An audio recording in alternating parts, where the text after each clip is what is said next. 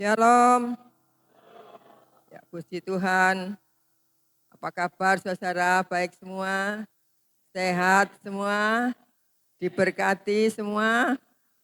Banyak masalah semua? Amin. Kak Keri ya, masalahnya gue mesti ono ae. Iya.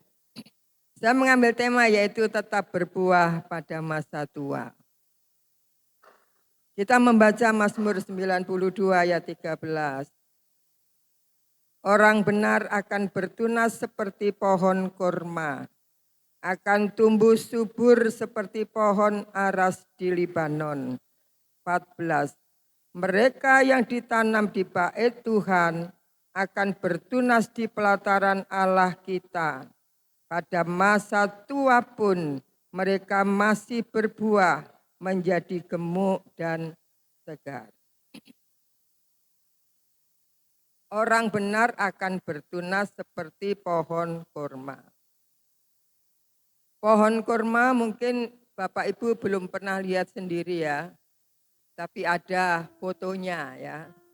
Pohon kurma itu tumbuh di daerah yang panas, yang gersang, dengan persediaan air yang minim, tapi tidak pernah goyah, tetapi terus dapat tumbuh subur dan bisa berbuah. Karena apa? Karena kekuatan itu terletak pada akarnya, ya. Dari biji dan akarnya cepat merambat ke dalam tanah yang dalam, sehingga pohon kurma menjadi pohon yang sangat kuat dan tidak berhenti berbuah. Lalu pohon aras di Libanon. Ini pohonnya tinggi, kuat, tahan lama ya. Nah, ada perbedaan sedikit hanya tingginya saja, tetapi pohon aras ini pun kuat dan berbuah. Nah, saudara sekalian, tadi kita membaca bahwa orang benar akan bertunas seperti pohon kurma dan tumbuh subur seperti pohon aras di Libanon. Saudaraku sekalian, orang benar itu akan bertunas seperti pohon kurma. Yang dimaksud orang benar itu kira-kira siapa, saudara? Apakah saudara orang benar? Kalau ada pertanyaan pasti ada jawaban ya. Apakah semua saudara di sini adalah orang benar? Gak wani jawab ya. Wedi kleru ya. Aku iki wong dosa kok ape ning aku wong bener begitu kira-kira ya. Nah, saudara, memang pada dasarnya kita ini orang berdosa, hina, tidak layak di hadapan Allah sebab Allah itu suci, Allah itu kudus, sedangkan kita manusia yang berdosa. Tetapi mari kita belajar bahwa Allah kita adalah Allah yang benar, yang setia pada janjinya. Tidak ada satu janji pun yang tidak ditepati olehnya. Nah, apa yang dijanjikan pada Adam dan Hawa ketika jatuh dalam dosa? Apakah dijanjikan agama? Tidak. Apakah dijanjikan apa? Kebahagiaan? Tidak. Tetapi apakah yang dijanjikan? Yaitu Kejadian 3 ayat 15. Kejadian 3:15 ya. Kejadian 3:15 itu adalah keturunan perempuan ini akan meremukkan kepalamu dan engkau akan mematahkan tumitnya. Jadi waktu Adam Hawa jatuh di dalam dosa, itu sudah dijanjikan seorang penebus, yaitulah Yesus Kristus. Berapa ribu tahun yang lalu janji ini sudah diucapkan oleh Tuhan. Ya, janjinya yaitu keturunan perempuan akan meremukkan kepalamu dan engkau akan mematukkan tumitnya. Itu digenapi dalam Yesus Kristus. Ular itu iblis ya. Iblis mematukkan tumit Yesus dengan menyalibkan dia. Dipatuk ya. saat dia disalibkan. Dan Yesus meremukkan kepala ular, yaitu Yesus bangkit mengalahkan kematian. Jadi artinya janji Allah kepada manusia sudah digenapkan dalam Yesus Kristus. Karena itu Yesus adalah penebus dosa. Dia pengampun dosa. Ada orang yang ngenyek begini, wong menungso kok iso ngampuni dosa. Ya bisa, sebab dia bukan manusia biasa. Dia manusia yang luar biasa. Manusia tak berdosa. Memang dialah Allah yang menjelma menjadi manusia. Pada mulanya adalah firman. Firman itu bersama-sama dengan Allah. Dan firman itu adalah Allah. Firman itu menjelma menjadi manusia. Siapakah dia? Itulah Yesus Kristus. Jadi Yesus itu firman. Dia bukan manusia biasa, tapi dia manusia tak berdosa. Karena itu layak untuk menjadi korban, memberikan keampunan bagi kita manusia berdosa. Ini perlu kita pahami. Itu sebabnya kita menjadi orang-orang yang dibenarkan. Kita membaca Roma 5 ayat 9. Ya. Mari minta tolong ya, Roma 5 ya. Mari perhatikan saudara. Lebih-lebih karena kita sekarang dibenarkan oleh darahnya, kita pasti akan diselamatkan dari murka Allah. Kita seharusnya nantinya akan mendapat murka Allah. Dengan kata lain mati masuk neraka. Ya. Tetapi oleh karena korban Yesus Kristus mengampuni dosa kita, darahnya menyucikan hidup kita, maka kita itu dibenarkan oleh darahnya dan kita pasti diselamatkan. Jadi kitalah orang-orang benar. Bukan karena kita orang benar tetapi dibenarkan. Bersyukurlah kita menjadi orang-orang yang dibenarkan oleh Tuhan. Dan orang-orang yang dibenarkan saudara dan saya ini nantinya akan pasti diselamatkan. Pasti. Ada orang percaya kepada Allah tapi mengenai keselamatan tidak pasti. Tidak ada kepastian. Saya pernah ngomong di pabrik kerupuk ya. Ini Bu Poni tahu ya. Saya mungkin pernah bersaksi juga. Itu karena pegawai-pegawainya banyak yang belum Kristen. Dan saya sekolah Alkitab bersama Bu Poni. Lalu diajak ke Sidoarjo sana ke pabrik kerupuk. Karena bisa bahasa Jawa, khotbah bahasa Jawa. Saudara. Nah kemudian saya bertanya. Saudara-saudaraku, apakah kalian ini percaya bahwa kalian itu selamat nanti kalau sudah mati masuk surga? Nggih, mugi-mugi mawon. Apa mugi-mugi mawon? Mudah-mudahan.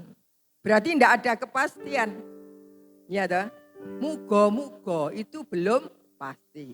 Tapi di dalam Yesus Kristus keselamatan itu pasti. Ini menjadi pegangan hidup. Bagaimanapun soronya hidup kita di dunia, pokoknya ikut Yesus, percaya dia, mati masuk surga. Itu menjadi penghiburan, menjadi kekuatan. Nah, orang benar dikatakan tadi bahwa orang benar akan bertunas seperti pohon kurma, jadi kuat, ya, bertunas kuat dan kemudian tumbuh subur seperti pohon ara. Mereka yang ditanam di bait Tuhan bertunas dan sampai masa tua dia berbuah.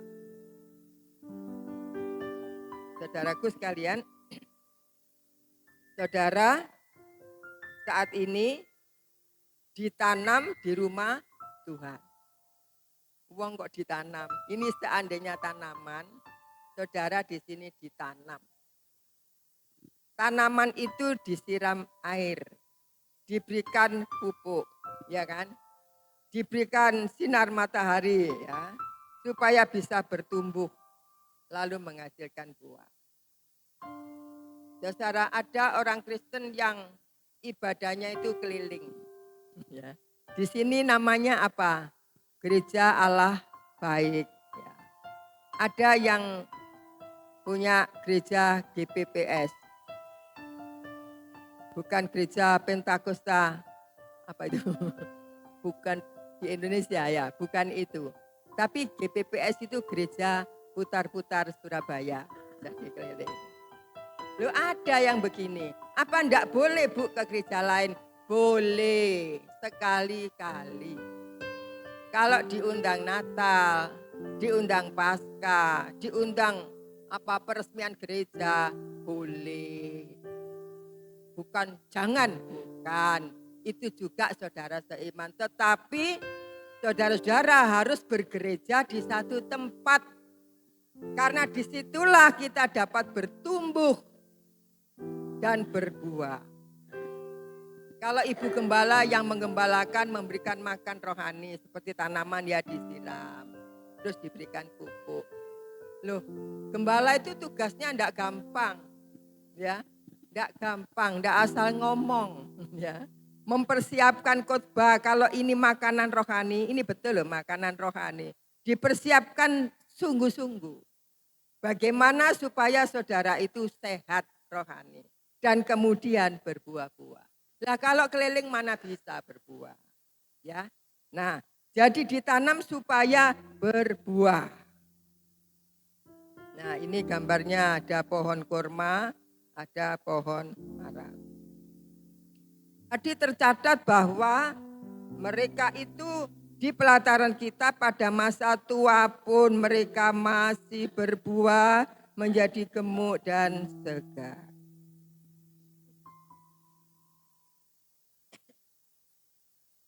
Artinya berbuah sampai masa tua itu bukan lahiriah.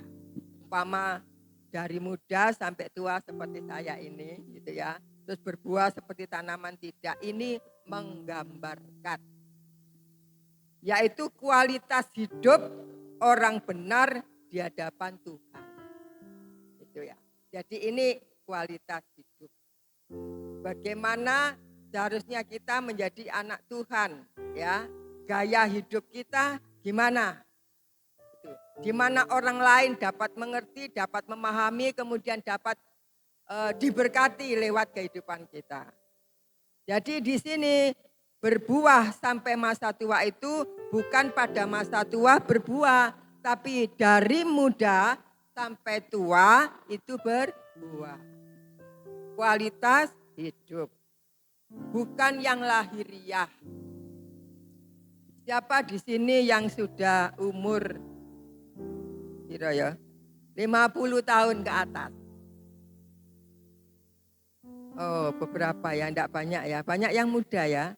Banyak ibu-ibu muda, bapak-bapak muda, yang tua jarang. Berarti yang angkat tangan tadi sudah lansia ya. Mau tak sebut lansia? Mau. Ada orang enggak mau loh disebut tua. Saya sudah 71. Bu Gembala tadi 70 kurang sedikit. Ini Bu Gembala ini awet 6 ya. Tak pikir 50 ke atas, 60 ke bawah. Tapi sudah 60 ke atas. Nah, yang dimaksud bertumbuh sampai masa tua itu bukan yang lahiriah.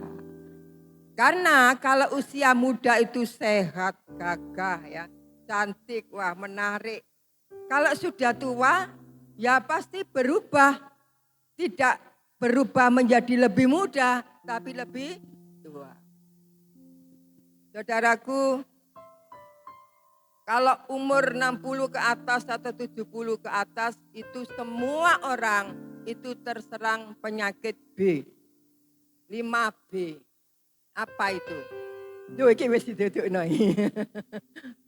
Apa yang satu itu? B. Brodol. Siapa yang rambutnya brodol? Saya tadi ditanya Ibu Gembala ya. Ini Ibu Gembala ini yang tahu masa muda saya karena saya temannya Bu Poni, sering ke rumahnya ya.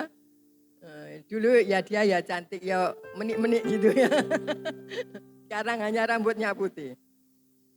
Ini rambut saya ini banyak. Koyok singa kalau dipanjangkan. Sehingga saya ngerutu terus sama suami. Pak, dia bisa motong saya.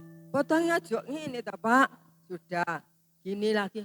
Kok ngini sih Pak? Sering begitu. Sehingga suami saya bilang, kurang piye to Bu gitu ya. Wis apik rambutmu iku, koyok singa. Jadi potongnya dari muda sampai tua itu begini. Jadi begini. Terus ini. Nah, saya ini karena bersungut-sungut tentang rambut, bersungut itu kan dosa. Iki aku ini kapok karena dengan bersungut-sungut itu juga karena masa tua, sekarang brodol. Ini budak, saudara. Tuhan ampuni saya waktu saya muda, ini bersungut-sungut soal rambut. Seharusnya berterima kasih, saya kok ngomel terus sekarang brodol. Terima kasih Tuhan. Ini akibat bersungut juga. Memang kadang-kadang akibat stres. Terus yang kedua, apa itu? B apa? B. Budek. Siapa yang budek di sini? Ojo diseneni. Iku penyakit tua. Dijak ngomong, banten mak, mbah. Kong, kok budek ngono? Iya, itu masa tua. Ya. Jangan bersungut ya. Lalu lagi B, bawah, perempuan. Ngerti blaur. Nek ndelok wong iki kaya ndongane air. Ya, blaur. Makanya es pakai kacamata. Enggak, wah blaur ya. Blaur. Ini alami loh ya. Yang terakhir 4 saja contohnya. Oh ada 5. Yang kelima itu kok kayak wong turu apa itu? Bengkong. Ada kan orang tua yang terus ini ya bengkong kalau melakukan gini. Ini ya. Nah itu bengkong, itu masa tua. Jadi tulangnya ada yang keropos. Gitu. Ya ini alami. Terus yang terakhir apa? Coba yang lansia meringis. Bokak. Ini barusan 1 bulan lalu. Habis ditambal. Karena tukang ngomong saya nggak enak depan bogang gini. Aku sungkan ambek Bu Rini. Tapi Bu Rini bilang gak apa, kata enggak apa-apa. Makan kacang. Aduh. Loh, apa ini? Aduh ya ampun. Patah saudara. Jadi memang ini saya perlu. Soal itu tukang ngomong. Gak enak le ompong ya. Ya tapi ini alami. Dulu saya muda ya kak ngini saudara. Penuh ya. Nah. Yang dimaksud bertumbuh. Berbuah di masa tua. Bukan yang lahiriah. Yang lahiriah ini siapapun akan mengalami. Mari dibaca 2 Korintus 4 ayat 16. Ayo kita tunjukkan ya. Orang tua itu kayak gini. Mari minta tolong 2 Korintus 4 ayat 16. Ya 16. Saudara bisa lihat budak saya di sini. Sebab itu kami tidak tawar hati. Tetapi meskipun manusia lahiriah kami semakin merosot. Ya, ini. Ya kan? Nah, merosot tadi. Namun manusia batiniah. Yang batiniah. Dibarui dari sehari ke sehari. Jadi berarti meskipun masa tua sudah tua. Tetapi kualitas hidup tetap nyata. Ya. Karena itu tidak tawar hati. Ini Paulus yang bilang karena dia sudah tua. Ya. Matanya juga blaur. Ya, gitu kan. Tapi dia tidak tawar hati. Gak terus kendo semangat ya itu. Aku molek kongon khotbah lek ngene. Jangan saudara. Bersaksi, terus bersaksi. Menginjil, terus menginjil. Berkorban, terus berkorban. Puji Tuhan, puji Tuhan. Sehingga meskipun kita sudah tua, ada orang-orang yang diberkati lewat hidup kita. Itulah berbuah. Saudaraku sekalian, jangan sampai ya kita yang sudah usia tua ini, coba kita membaca dulu ya. Bentar.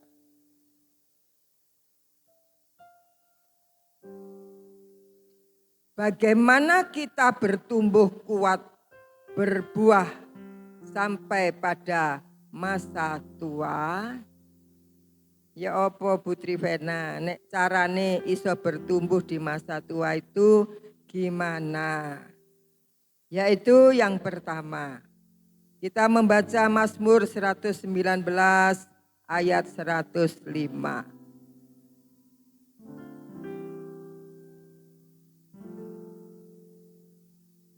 Firman-Mu itu pelita bagi kakiku dan terang bagi jalanku. Jadi yaitu kalau kita mau bertumbuh dan berbuah, maka kita harus setiap saat atau sering-sering kita mendengar firman Tuhan. Yang masih bisa baca Alkitab, bacalah di rumah. Ada orang yang katakan Alkitab itu obat tidur. Kenapa? Kalau baca yang lain-lain, buku-buku yang lain, kalau baca YouTube atau pegang HP, ini tidak ada ngantuknya. Tapi kalau sudah baca firman atau Alkitab itu seringkali ngantuk terus tidur. Ya, saudaraku, tapi beda. Kalau kita ini mau membaca firman Tuhan, ada satu kerinduan. Ingin Tuhan bicara, ingin kita mengerti, itu beda. Tidak akan ngantuk. Dulu belum ada HP, saya pakai Alkitab. Sebelum sekolah Alkitab memang saya orang yang suka baca. Ya, jadi senang membaca.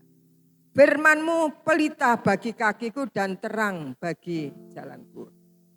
Artinya kita harus memiliki dasar yang kuat seperti pohon kurma, seperti pohon aras di Libanon. Ya, karena dengan firman itulah yang menjadi pelita bagi kita dan terang bagi jalan kita. Memiliki dasar yang kuat di dalam Tuhan. Firman Allah harus menjadi landasan hidup. Bukan yang lain. Hanya firman Tuhan. Karena firman Tuhan itu satu-satunya yang dapat menuntun hidup kita. Sehingga kita berada selalu pada jalan Tuhan. Firman itu memberi kekuatan. Dan kalau kita bersalah firman itu bicara. Dia adalah pelita. Baca Alkitab setiap hari saudara ya. Kalau di sini apakah saudara-saudara semua ada yang baca Alkitab itu setiap hari? Ada? Ada, banyak ya, puji Tuhan ya. Banyak yang baca Alkitab. Kalau tidak baca Alkitab, saya tanya kemarin pada jemaat Pogot, siapa di sini yang baca Alkitab tiap hari? Ngacung cuma beberapa orang, saudara. Loh, yang lain kok enggak baca apa sudah hafal? Sudah hafal seluruh Alkitab sehingga tidak dibaca. Penting ya, sebab firman Allah itu landasan hidup kita, saudara ya. Menjauhkan kita dari kebiasaan dosa yang merusak hubungan kita dengan Tuhan. Nah, saudara, mari kita lihat.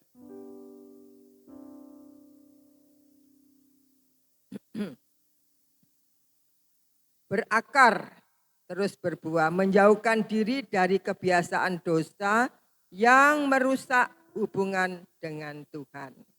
Nah, ini. Jadi kita harus menjauhkan diri dari kebiasaan yang merusak hubungan dengan Tuhan. Contohnya, Ada yang mempunyai kebiasaan bujuk, bohong. Ada yang mengatakan bohong itu dosa enggak, dosa putih. Jadi enggak terhitung ya. Tidak dianggap dosa, salah saudara. Dosa, bohong itu dosa. Datangnya dari mana? Dari iblis. Iblis kan bujui Hawa, ya kan? Jangan dimakan pohon yang satu. Iblis kan bohong. Oh boleh kata Tuhan, boleh semua buah di taman ini jangan dimakan. Tapi yang satu itu boleh, ya kan? Bohong kan? Lah ini Hawa bisa dibohongi. Percaya pada kata-kata iblis. Jadi bohong itu datangnya dari iblis. Iblis itu lawan Tuhan. Karena dia tidak taat. Jadi kalau saudara bohong itu sama dengan apa? Dengan apa saudara? Gak enak aku ngomong ya. Sama dengan nah itu. Mengikuti kata iblis. Dosa itu, bohong itu dosa. Ananias, Sapira dosa.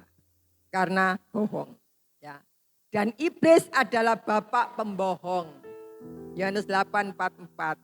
Kamu berbohong karena iblis adalah bapakmu yang pada mulanya adalah pembohong. Wah itu. Ya kadang-kadang firman Allah itu gak enak dirungokno ya. Tapi itu kebenaran.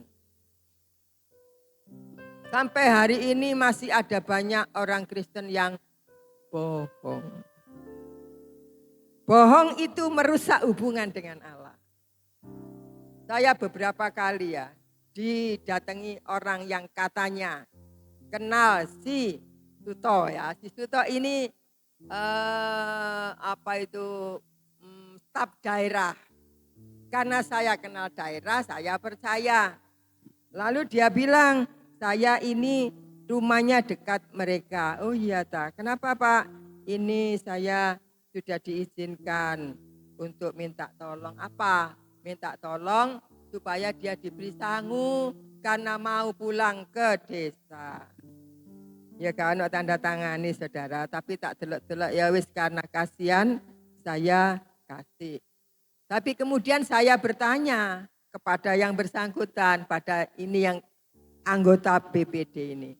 Ternyata tidak, memang dia itu orang yang keliling gereja minta uang. Ini namanya pembohong. Ada banyak yang lain lagi.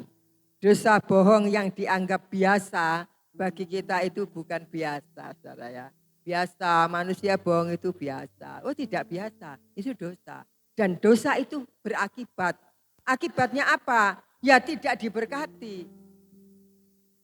Ya toh. Kalau terus bohong tidak bertobat, dosa itu adalah pelanggaran terhadap firman.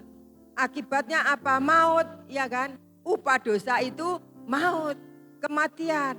Ya. Jadi saudara-saudaraku di sini, mari kita belajar supaya kita bertumbuh, biar kita dapat menjauhkan diri dari kebiasaan yang buruk ini, yaitu bohong. Masalah keuangan sekarang ini aduh banyak orang tua, muda, anak-anak kecil itu loh bisa bohong. Pinter bujuk saudara. Tidak bisa dipercaya. Jadi kalau masalah keuangan saudara-saudara, kita semua ini kan perlu duit ya. Saya ya perlu duit ya. Apalagi kehidupan kita saat-saat ini menghadapi kehidupan yang agak sulit karena ekonomi ya kan. Biaya rumah tangga itu juga besar ya. Naik semua harga pokok, kebutuhan pokok naik. Gaji tidak naik ya kan.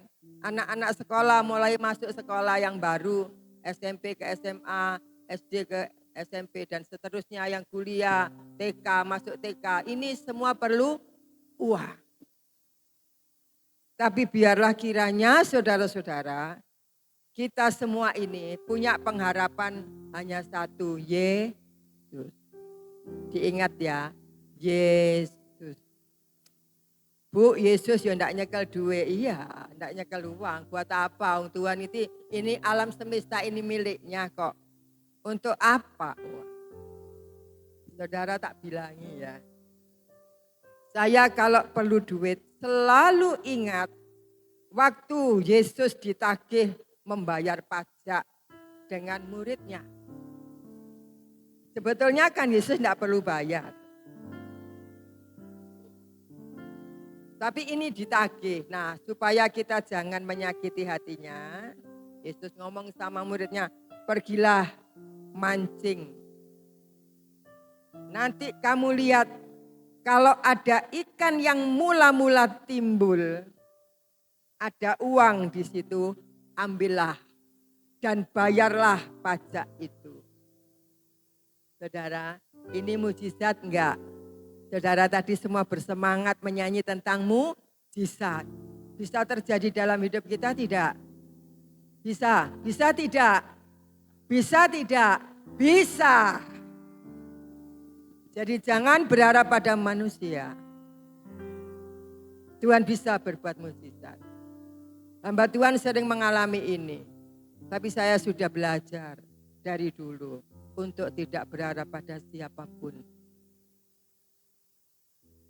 Saya selalu berdoa, Tuhan kalau Engkau bisa membuka mulut ikan dan keluar uang, Engkau bisa membuka jalan bagi saya untuk keperluan kebutuhan saya sekeluarga. Saudara, berkat yang saya terima bukan jumlahnya, tetapi orangnya. Loh, kok bisa ya? Kok ingat saya ya? Padahal sudah berapa tahun lalu tidak ketemu dan sudah hampir lupa. Dia di Jakarta. Kok lalu kirim uang? Dan jumlahnya itu mencukupi. Gitu. Saya itu sukacita tapi nangis. Nangisnya apa? Duh Tuhan, Kau luar biasa. Kau luar biasa, ya. Jadi nangisnya itu nangis gembira. Nangis karena Tuhan itu benar-benar hebat. Dia bisa berbuat mujizat, saudara-saudara. Jadi tentang hal apapun. Baik tentang kesehatan. Tuhan bisa melakukan mujizat. Nah, saudara sekalian. Karena itu biar kita belajar ya saudara-saudara. Untuk membiasakan diri tidak berbohong. Ini menghambat pertumbuhan kita. Kemudian meskipun kita sudah usia lanjut, umur itu bukan faktor penghalang untuk kita bertumbuh dan berbuah. Tidak. Ya. Ayo saudara, Bapak Ibu yang sudah lanjut usia seperti saya. Jangan tawar hati, jangan kecil hati, jangan mengutuk diri. Aku iki wis tuwa apa gunane? Ada gunanya ya. Ya, jangan pesimis ya. Tapi biar tetap maju, semangat gitu. Iya benar. Saya ini sudah tua loh ya. Tapi enggak tahu saya masih semangat ya. Saya masih bersaksi. Saya masih menggembalakan, saya masih khotbah. Saya masih bisa memberi orang-orang yang lebih miskin daripada saya. Dari mana? Betul saudara. Dan beberapa orang yang apa yang saya perbuat itu mereka sangat berterima kasih. Saya tidak perlu pujian tetapi bangga karena Tuhan terima kasih. Di usia tua ini saya masih bisa menjadi berkat. Itulah namanya berbuah. Bukan memberi saja tetapi nasihat, mendoakan. Mereka yang kita doakan lalu Tuhan jawab, mereka diberkati, disembuhkan. Mereka pun katakan terima kasih Bu Gembala sudah doa untuk saya. Oh Tuhan, ini buah. Ini menyenangkan saudara-saudara ya. Haleluya.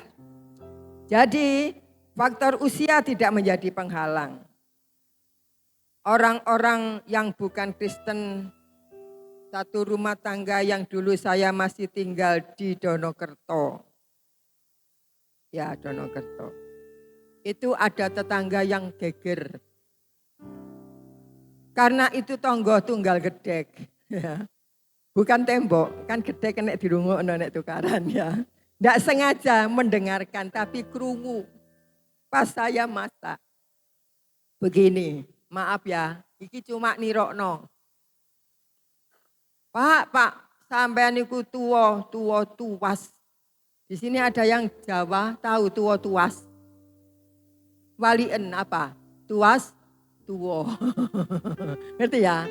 Jadi orang tua itu yang seharusnya bisa jadi penunjuk, bisa jadi apa itu ya, nasihat. Tapi dia enggak seperti itu. Jadi katanya sampai niku tuwas, gak enak dirungokno ya. Gitu ya. Ini tak bilangi saudara, supaya kita berbeda. Ada lagi yang tuwo ampas. Tahu ampas? Tahu? Ampasnya kelopo itu loh, tahu. Gunanya apa? Oh, no. Ya kan? Nah itu sama artinya. Nah ada lagi yang gini. Tua keladi, makin tua makin menjadi. Lha iku kelopo tuwa metu santene. Ya kan? Mbok maksudnya apa? Pokoknya angger ngomong. Loh iya betul. Nah kita jangan sampai mendapat ucapan seperti itu. Kalau kita berbuah. Kalau kita Kristen sama dengan mereka, ya nanti ada ucapan seperti itu, saudara ya. Coba kita melihat, saudara. 2 Petrus 3 ayat 18. Tetapi bertumbuhlah dalam kasih karunia dan dalam pengenalan akan Tuhan dan Juru Selamat kita, Yesus Kristus. Saya baca dulu lagi, Yosua 14 ayat 10. Mari kita lihat ya. Ya, yang maaf ini keliru ini nanti ya. Ya, mari kita baca Yosua 14 ayat 10. Mari lihat saudara-saudara. Ini Yosua umur berapa ini? Yosua 14 ayat 10. Jadi sekarang sesungguhnya Tuhan telah memelihara hidupku seperti yang dijanjikannya. Ini saudara. Yosua itu memelihara, Tuhan itu memelihara Yosua seperti yang dijanjikannya. Waktu itu Yosua sudah usia lanjut. Terus kini sudah 45 tahun lamanya sejak diucapkan Tuhan firman itu kepada Musa. Dan selama itu orang Israel mengembara di padang gurun. Jadi sekarang telah berumur berapa? 85 tahun aku hari ini. Terus lanjut. Mari Pak tolong ayat 11. Teruskan ya. Ayo. Pada waktu itu ini aku masih sama kuat seperti pada masa aku disuruh Musa. Seperti kekuatanku pada waktu itu. Demikianlah kekuatanku sekarang untuk berperang dan untuk keluar masuk. Ini luar biasa saudara. Jadi waktu disuruh Musa untuk mengintai, mana itu negeri, mana itu? Kanaan. Kan Yosua sama Kaleb. Itu masih umur berapa? 40 tahun. Mudah sekali. Lalu sampai dia berusia 85 tahun. Tuhan memelihara dia. Dia tetap kuat seperti dulu.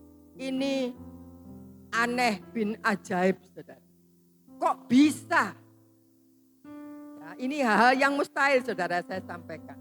Bisa terjadi dalam hidup kita. Aku umurku 18 tahun mulai percaya Tuhan. 20 tahun sekolah Alkitab sama Bu Poni. Pelayanan 50 tahun.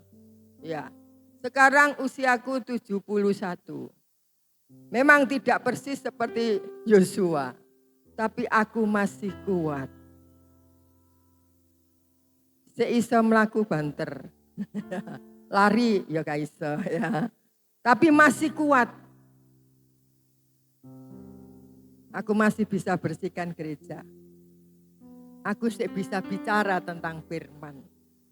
Anehnya, usia saya 71 ini sudah mulai agak lupa. Tapi kalau khotbah kok gak lali, itu aneh. Ya. Aneh bin ajaib. Tak pada noai sama Yosua. Tentang apa? Bukan umur, bukan kekuatan. Tapi sudah tua, Tuhan tetap pelihara. Saudara yang masih muda, bapak-bapak, ibu-ibu yang sudah usia, kepingin enggak seperti Yosua. Kenapa kok Yosua dipelihara sedemikian rupa? Karena dia seorang yang taat kepada Tuhan. Yang betul-betul bakti padanya. Yang melayani dengan setia. Contoh itu. Ya. Kaleb. Saya punya pendeta ketua daerah waktu di sidang jemaat Pentakosta. Namanya Kaleb bin Ibrahim. Ketemu saya dia umur 85. Pas ketemu, berapa puluh tahun enggak ketemu. Saya kaget loh, Pak Kaleb. Loh Pak, Mas ingat saya? Ingat. Siapa Pak saya? Trivena. Loh, seiling. Salahnya sekeluarga gitu. Nyangking koper ini. Wih, luar biasa ya. 85. Belum yang lain lagi. Masih ada yang usia lebih dari itu. Nah, saudara, jadi kita melihat di sini ini gambar Yosua. Sekarang berumur 85 tahun aku hari ini. Haleluya. Ayo yang tua-tua tetap semangat. Yang muda juga. Supaya di usia tua Tuhan berbuat yang sama ya. Kemudian tadi yang pertama adalah baca firman Tuhan. Yang kedua adalah berdoa. Jangan remehkan doa, saudara. Doa itu hubungan dengan Allah. Lewat doa kita diberkati. Doa syafaat yang kita naikkan di hadapan Tuhan dapat memberkati orang lain. Doa itu penting. Ada banyak orang katakan doa itu apa? Apa? Nafas, ya kan? Nafas. Ada yang lain lagi, doa itu apa? Tapi mungkin bisa saya katakan, doa itu adalah hak yang diberikan Tuhan kepada kita. Loh, ini hak loh ya. Aku punya hak. Apa hak itu?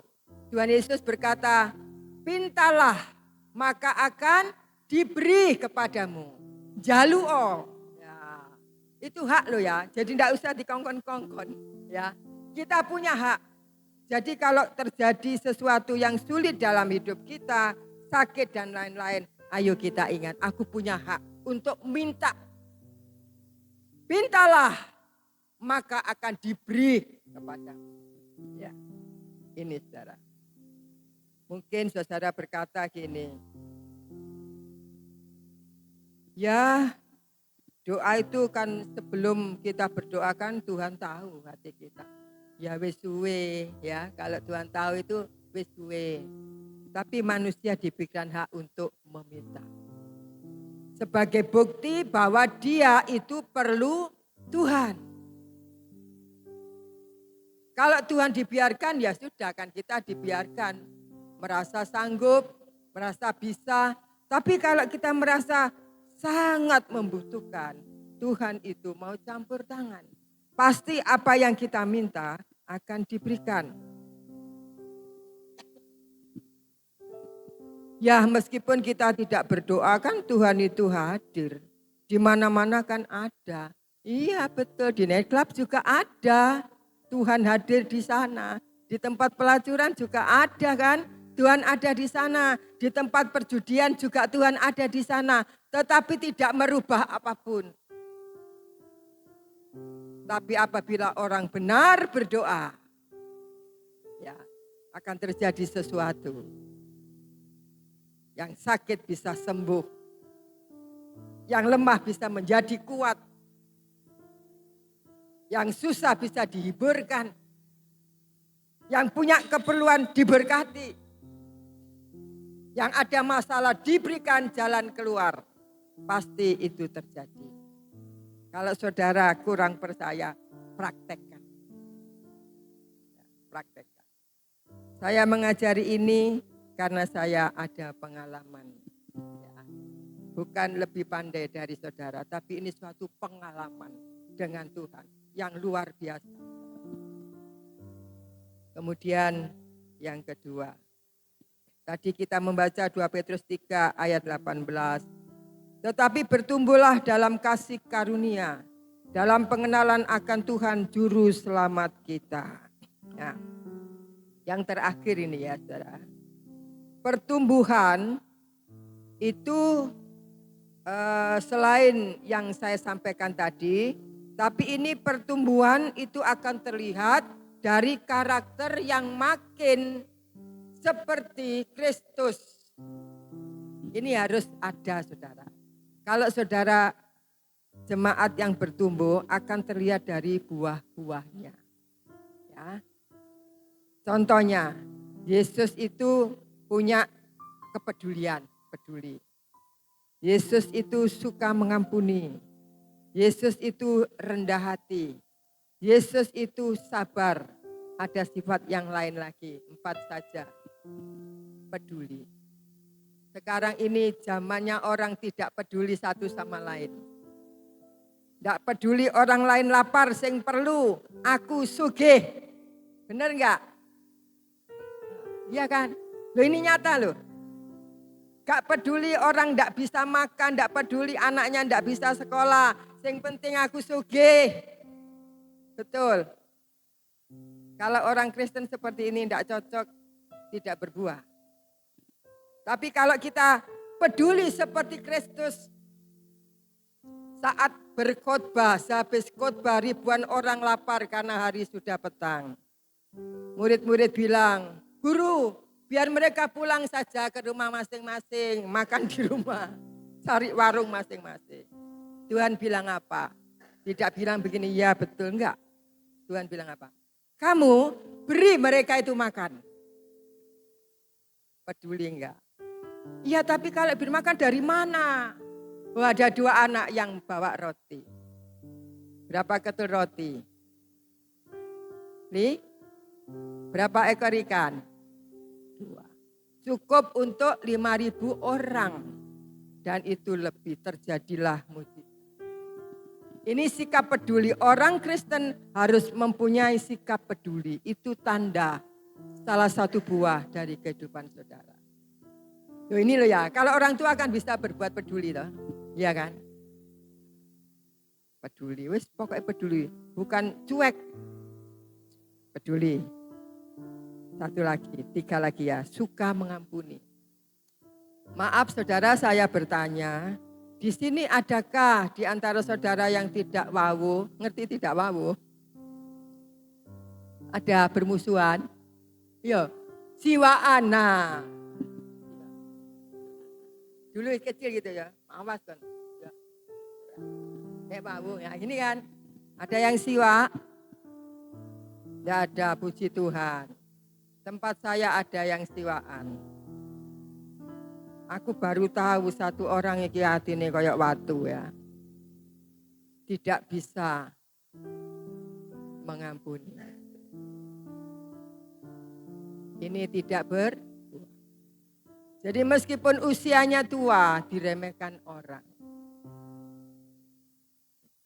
Tidak mau, sampai saya panggil, tak damekno. Saya harus mendamaikan, saya punya tugas ini. Gereja ini pendamaian kan ya, tempat berdamai. Tak damaikan. Yang satu mau dengan kerendahan hati. Yang satu ini waktu didamaikan mau salaman. Tapi waktu itu ngengkel terus menyampaikan bahwa dia seperti itu benar kabeh. Yang ini salah. Wis aku di tengah-tengah. Sudah saya tunjukkan, saya ngomong-ngomong damai. Tapi setelah damai, podo wae. Di gereja ya tetap gak mau nyopo. Sifat saling mengampuni tidak ada, berarti tidak berbuah. Tuhan senang gak lihat ini? Tidak senang. Aku sampai Tuhan Yesus ampuni saya. Mungkin saya bodoh tidak bisa mendamaikan dia. Tuhan tolong. Sampai gitu. Rendah hati itu tidak kalau ada ini tempat yang apa ini, undak-undakan apa ini? Bata itu ya, ini naik-naik gini ya. Nah itu kalau dari atas, kalau dari bawah ke atas kan gini ya, naik-naik. Nah, naik. Jadi ini sombong ya. Tapi kalau dari atas ke bawah, mau ke bawah, sampai turun ke tempat yang rendah, tidak bisa lagi ditinggikan. Tetapi Yesus berkata, barang siapa merendahkan diri, ia akan ditinggikan. Jadi mari kita rendah hati, berada di tempat yang paling rendah, yang tidak bisa direndahkan lagi. Angel, saudara, ini angel. Saya ngalami ini dari muda sampai tua. Ngalami seperti ini. Dengan nangis karena ingin saya seperti Yesus, orang yang rendah hati. Kadang saya dihargai, kadang tidak. Kadang disakiti, kadang tidak. Tapi rendah hati harus ada. Yang terakhir banyak sebenarnya tapi tidak saya sampaikan semua. Sabar. Sabar. Siapa di sini yang tidak sabaran? Mulai belajar sabar itu adalah salah satu buah kehidupan yang dapat dinikmati orang lain. Sabar. Sabar iku subur. Gak sabar itu gampang masuk ke luang kubur. Nek gak sabaran gampang mati. Oh iya, bapakku itu sabar, tak sabar. Bapakku kok sabar yang ini. Tapi saya justru mau menghargai dia. Sabar. Dinyek ya sabar, gak bales. Awet saudara. Sampai tua itu sik gagal saudara, bener. Dan diberkati. Gak soge, tapi tentrem. Luar biasa. Sabar kedua. Mari saudara, pada siang hari ini kita masing-masing seperti firman Allah tetap berbuah sampai masa tua. Berarti yang muda harus berbuah, yang tua pun tetap akan berbuah dengan buah-buah kehidupan yang bisa dinikmati orang. Nama Tuhan yang dipermuliakan. Sapa iku? Wong Kristen. Nang gereja sapa? Burini. Oh, Burini katut loh ya. Oh iya. Lah nek sebalike. Oh, wong kok gak kenekan. Iku wong ndi sih? Wong Pogot. Nang gereja ndi? Gereja Pogot. Sapa gembala Ibu Trivena? Halah. Ya kan? Gitu. Tuhan yang dipermuliakan kalau kita berbuah. Mari pada siang hari ini kita menghampiri Tuhan. Saudaraku, mari kita bertobat. Kita mau tertanam di rumah Tuhan. Setia beribadah ditanam di satu tempat, di tempat ini. Disirami tiap minggu, mungkin tengah bulan. Supaya subur dan berbuah. Tidak keliling. Ya, satu tempat untuk saudara ditanam, berakar, bertumbuh, dan berbuah. Nama Tuhan dimuliakan. Mari kita semua berdiri. Kita datang pada Tuhan. Haleluya. Terima kasih buat semua yang sudah menolong kita semua, melayani kita semua. Tuhan kiranya memberkati. Dan mungkin saat saudara saat ini di hadapan Tuhan, tunduklah di hadapannya. Renungkanlah firman Tuhan. Waktu selanjutnya kami serahkan pada Ibu Gembala. Saudara tetap berdiri. Haleluya, haleluya. Ya, puji Tuhan, saudaraku. Sungguh luar biasa firman Tuhan. Supaya siapa yang diberkati dengan firman Tuhan pagi hari ini? Puji Tuhan. firman Tuhan itu menjadi mengajari kita, ya, menuntun kita, menasehati kita. Ya, kalau kita salah kita diingatkan. Ya, tadi sudah begitu gamblang hambanya Ibu Pendeta Trivena dikupas satu-satu. Ini ada keterusannya dengan yang kemarin, minggu kemarin, tentang mengampuni, dikupas satu-satu, dijelentrek nih. Saya rasa semuanya sudah mengerti, bisa menangkap. Ayo saudaraku yang muda, jangan wah aku sih enom kok, hidupku masih panjang.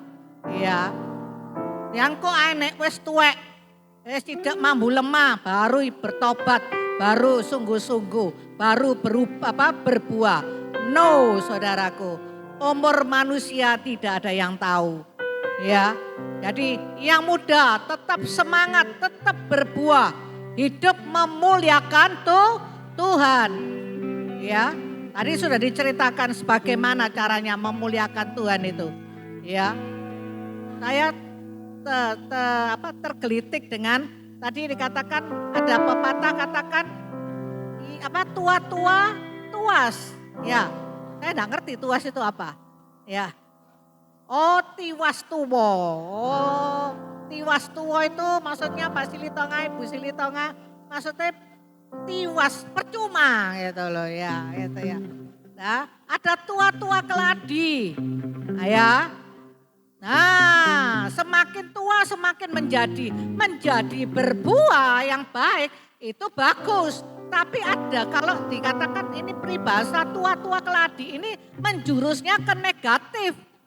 Ya, saudaraku tahu ya, menjuruskan ke negatif, semakin tua semakin jadine gak karuan. Gak romongso nek awake wis tuwek.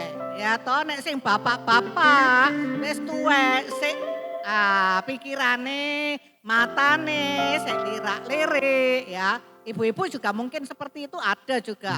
Ya toh, sing ibu-ibu, wah aku gak gelem dikandani dibilang tua. Tadi sempat bukan saya yang ngomong tapi hambanya tadi ngomong. Saya cuma nambahin doang sedikit ya, tak lanjutin gitu loh ya. Wes tua tapi gak terus tua nih, gak gelem diarani tua, gak mau dipanggil tuane pakai baju gak senono. Ya, gak hormat, gak sopan. Ya, ada. Ya, ayo saudaraku. Ya kalau saya ingat ini nenek saya, emak ya saya manggilnya. Jadi orang itu sing jinem. Apa itu nek jinem itu bahasa Jawa itu? Lugu ya. Lugu apa terhormat ya maksudnya. Ya bahasa Indonesia itu terhormat gitu loh ya. Jadi orang itu sing jinem. Itu emak saya nek ngomong. Ya, jadi ojo ugal-ugalan, romongso gitu loh ya. Ayo saudaraku, kita mau hidup berbuah ya. Yang semakin tua, jangan wah aku ini wis tua loro kabeh. Itu tadi sudah ada katakan penyakit 5B tadi. Ya, aku enggak bisa ini, aku enggak bisa itu. Ya. Terus pensiun, di dalam Tuhan tidak ada kata Saudara mau nih di pensiunnya saudara masuk rumah sakit mau. Terus dari apa-apa di tempat tidur mau. Oh no, saya enggak mau. Iya, ketua penasehat ya. Dulu ketua sinode tapi sekarang karena sudah diturunkan kepada anaknya. Jadi ini Bapak Hosea.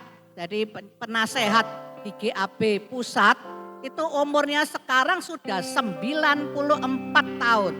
Saya sungkan nek mau ngundang. Paling dia kalau khotbah mesti duduk. Tapi dia kalau khotbah, saudara bisa lihat channel YouTube dia ngisi doa pagi atau ibadah hari Minggu atau hari Rabu. Om Hosea itu ya. Nah, dia semangat, dia khotbah itu enggak ono sing pekun, enggak lali. Biasanya orang tua itu khotbah itu diulang gitu ya. Tapi dia enggak. Sungguh luar biasa. Saya mau seperti itu. Iya. Ada lagi teman ya, hamba Tuhan. Dia megang di Cirebon. namanya Ibu Nani, itu umur 81. Ya, semangatnya luar biasa untuk memberitakan Injil sampai di Uganda. Luar biasa. Saya mau Tuhan kayak gitu. Saya nggak mau pensiun. Pokoknya selama Tuhan memberi kesempatan hidup buat saya minta sehat sehingga saya bisa tetap eksis melayani pekerjaan Tuhan. Ya, saudara jangan minta pensiun loh ya. Saudara minta pensiun nanti dibuat saudara tergeletak di rumah nggak bisa apa-apa. Wow. Waduh. Jangan sampai ya. Ayo saudaraku, kita mau semangat. Umur berapapun kita, ya, kita tetap semangat terus mengiring Tuhan. Semangat terus melayani Tuhan. Ya, melayani itu tidak harus di mimbar. Saudara mendoakan, saudara menasehati teman kita sesuai dengan firman Tuhan. Itu juga melayani. Ya, ayo kita akan akhiri ibadah kita pada pagi hari ini. Kita akan pujikan.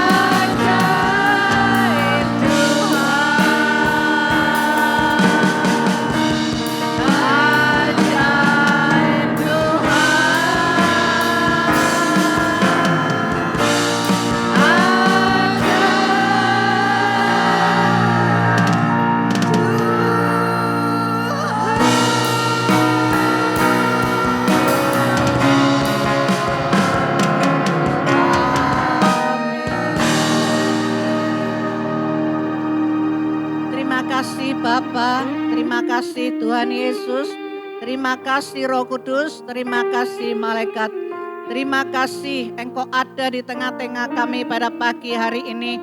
Terima kasih Tuhan sudah pimpin ibadah raya kami dari awal, pertengahan sampai selesainya. Terima kasih Tuhan sudah melawat dan menjamah setiap pribadi-pribadi kami. Sehingga kami pulang tidak sama seperti kami waktu datang. Kami pulang membawa sukacita. Kami pulang membawa kemenangan yang daripada Engkau Tuhan. Terima kasih Tuhan Yesus. Terima kasih Roh Kudus. Terima kasih. Berkat-Mu Tuhan atas anak-anak-Mu, hamba-hamba-Mu yang sudah melayani pagi ini. Baik itu WL, musik, hamba-Mu yang sudah menyampaikan kebenaran firman Tuhan.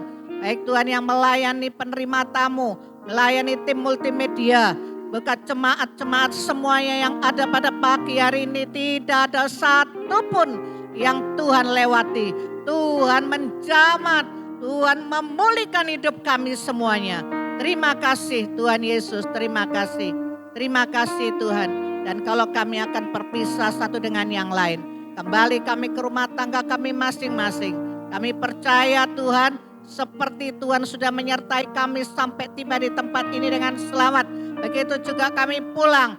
Tuhan sampai di rumah kami semuanya dengan selamat sejahtera. Pertemukan kami Tuhan di minggu depan untuk kembali kami bersama-sama memuji dan memuliakan nama Tuhan. Terima kasih Tuhan Yesus. Terima kasih Roh Kudus. Terima kasih. Saudaraku yang terkasih, angkat kedua tanganmu, angkat wajahmu. Terimalah berkat yang dari Allah Bapa, Putra dan Roh Kudus. Tuhan memberkatimu, Tuhan melindungimu, Tuhan menyinarmu dengan wajahnya dan memberikan kau kasih karunia-Nya dan damai sejahteranya. Dan apapun yang kau kerjakan dibuatnya berhasil, beruntung dan berbahagia. mulai hari ini sampai selama-lamanya. Di dalam nama Tuhan Yesus Kristus. Yang percaya dan menerima katakan, Tuhan, kami anak-anak-Mu Tuhan juga mau menabur Tuhan.